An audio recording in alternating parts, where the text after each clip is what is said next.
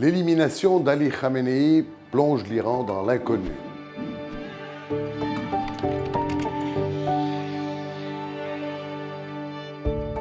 Pour la première fois depuis 1989, la République islamique n'a plus son centre de gravité, son arbitre suprême.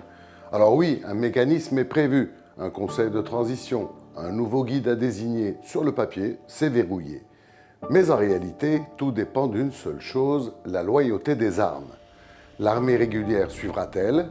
Et surtout, les gardiens de la révolution accepteront-ils de se plier à une transition ou refuseront-ils de déposer les armes, comme l'a exigé Donald Trump samedi? Car ce sont eux qui tiennent le régime, militairement, économiquement et idéologiquement. Autre facteur explosif, les proxys. Depuis le Liban, le Yémen ou l'Irak, des milices alliées peuvent ouvrir de nouveaux fronts. Des ambassades peuvent être visées, des intérêts occidentaux attaqués. Et là, on change d'échelle. Le Hezbollah est particulièrement scruté. Riposte ou retenue, le président libanais Joseph Aoun réunit un conseil de sécurité. Le pays retient son souffle. Et puis il y a cette question lourde dont on ne parle pas beaucoup. Où sont les 450 kilos d'uranium enrichi?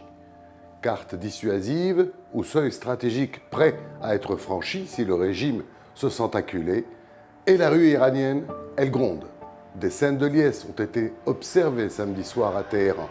Mais si l'appareil sécuritaire tient, la répression peut revenir plus sanglante encore. Deux scénarios donc, transition verrouillée ou effondrement. En attendant, les frappes continuent.